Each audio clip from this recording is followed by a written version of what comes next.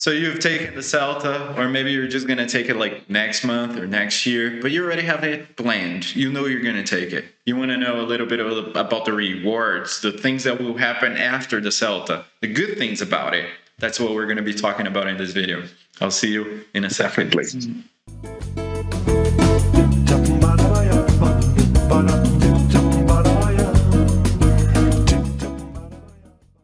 All right, Valter. So obviously the first reward is getting rich with the Celta.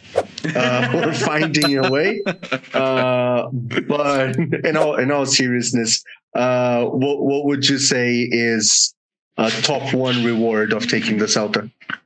I think the top one thing is it's actually top two. The first thing is that it's going to open doors to you.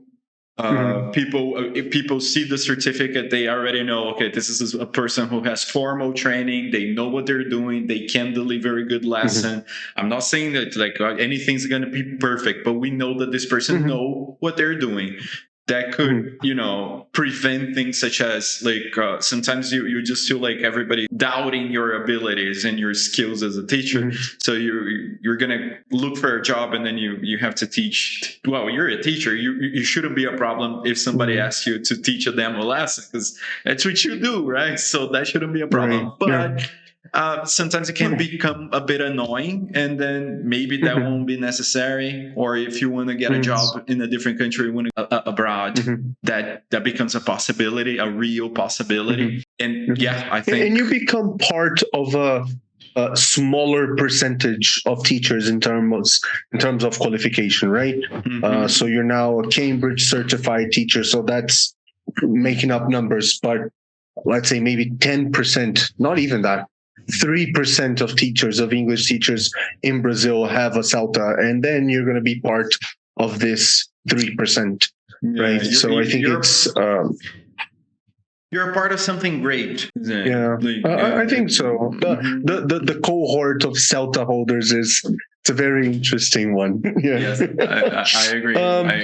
I think one thing that I got from Celta was definitely the frameworks, and the frameworks as a way of planning lessons and as a way of thinking about lessons. I think we mentioned this in previous videos, that we don't plan lessons from scratch anymore.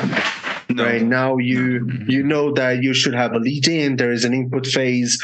There is the wrap up, feedback phase, and I love the fact that, and this is something that was said in my Celta, that after a couple of years, after you've taken the Celta, the techniques and the frameworks, they become second nature.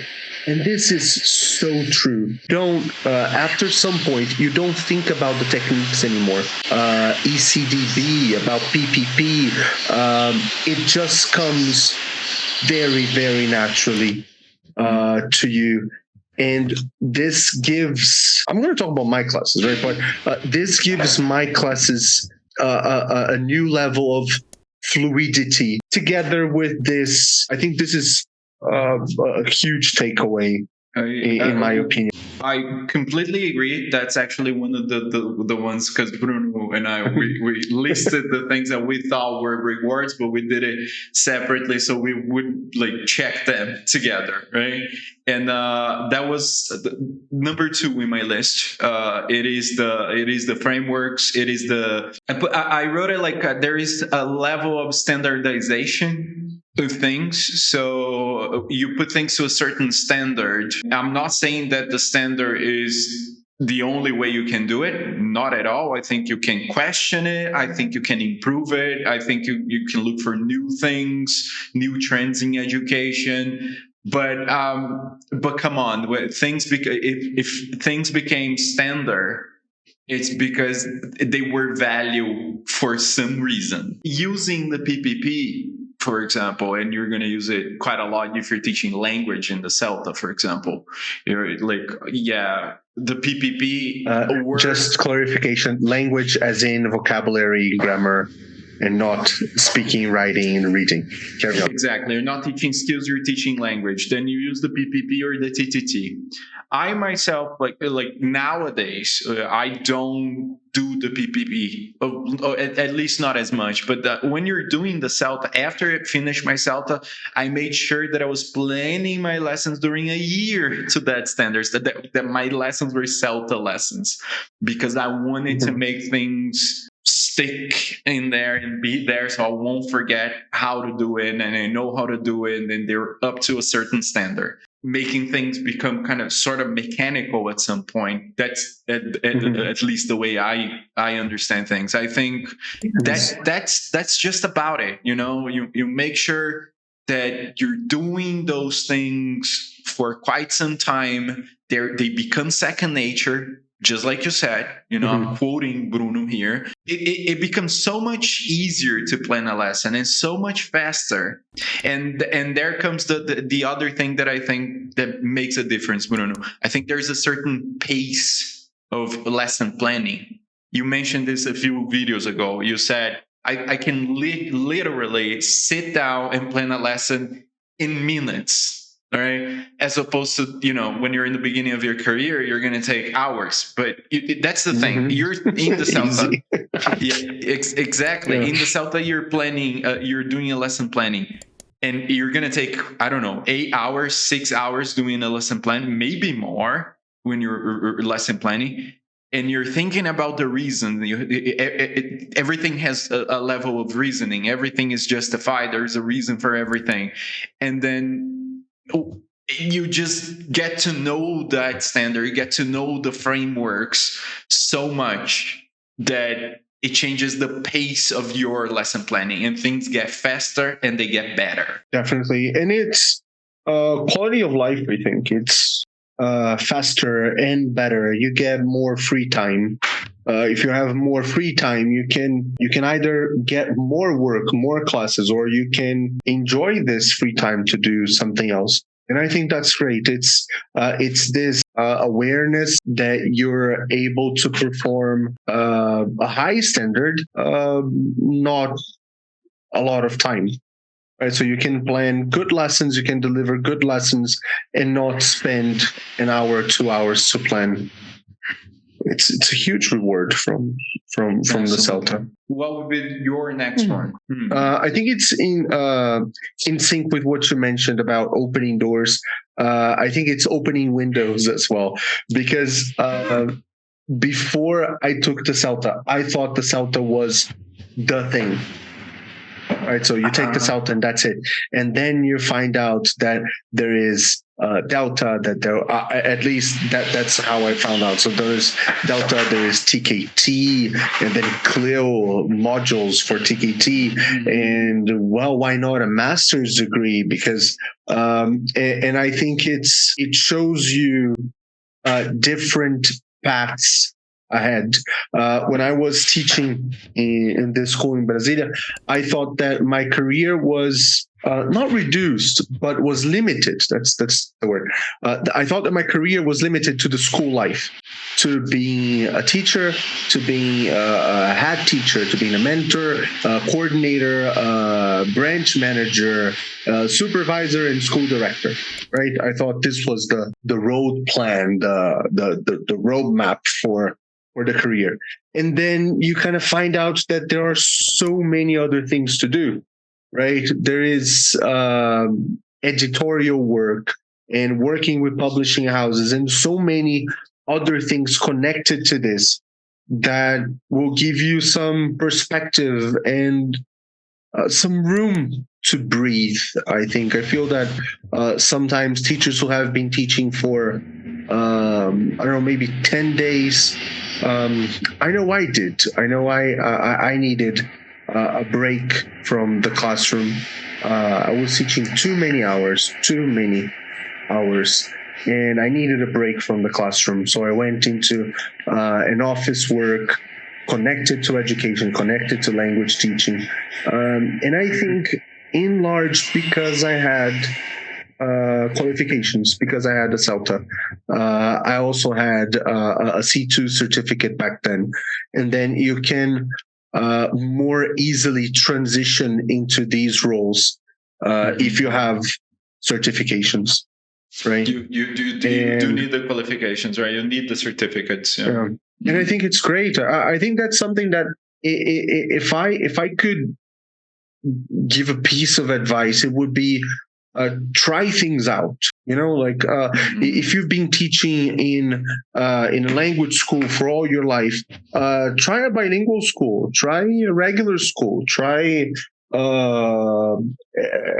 editorial work, try training teachers, try writing materials. Come on, it's very hard for us to find our passion in the very first job we get, right? Yeah, that's something certainly I took the Celta because I wanted I did want the certificate. Like, you do need that, you do want that in your CV. You want to say that you're a Cambridge certified teacher, and then you take other courses. But to me, that's Celta brought that back to me. That passion for teaching. It brought it back to my life because the thing is, I was teaching in regular schools, and 4 of them, and I think seriously there is, Abraham, a good friend of good friend of ours.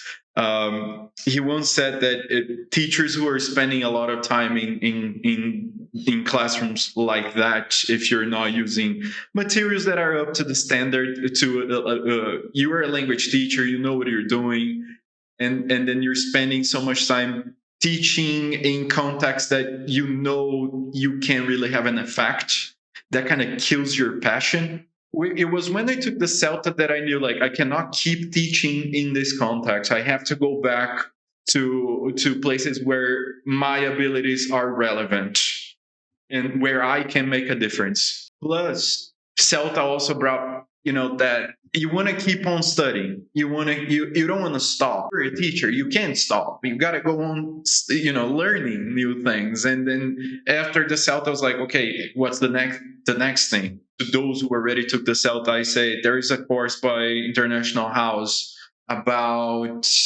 methodologies. I would say that that's the middle ground. If you want to take the Delta later on, I think that taking that course could make a difference. I think that's a good idea. I don't remember the name of the course right now. I just know that it's about, I think it's an advanced course on methodologies for teachers. I've seen Kelly mention it to put it down there. Yeah. Yes, and that's it. But I think we can agree that the number one thing after the Celta is the doors that will open, just as much as the possibilities that will be out there for you because you took the Celta. I agree. I think it was a watershed event for me. Life was severely different after Celta experience. That I think we could mention, which is working in a team because of the planning of lessons and who's going to be next and next. So that ability to work with other teachers plus the network, like networking is a part of Celta. It could be a great advantage as well, especially maybe you were thinking about taking the Celta in a different country, and then you get to know a lot of people who are working. You have no idea how many people out there are taking the Celta because they want to teach in Japan, really, or they want to teach in the Middle East. There are a lot of people. I would love to teach in Japan. Yeah, Will's there. We interviewed Will and Mike for the video. I don't remember. Are they native speakers? They're British. They're British. Yes, they're native speakers teaching in Japan. It makes things a bit easier. It does. Absolutely. It does make a difference. Yes, we cannot ignore that fact. It's actually the subject of another video if we wanna. Yes, we could. Well, Walter, I think this is it, right? Yes, I think so. I think these are the main points, and I think this is the end of this Celta series. This Celta series. String of videos. We hope this has helped you and encouraged you to take the Celta or decide if you should or should not take the Celta. And like, subscribe, share with everybody. This is it. See you next week. Thank you. Bye. Goodbye.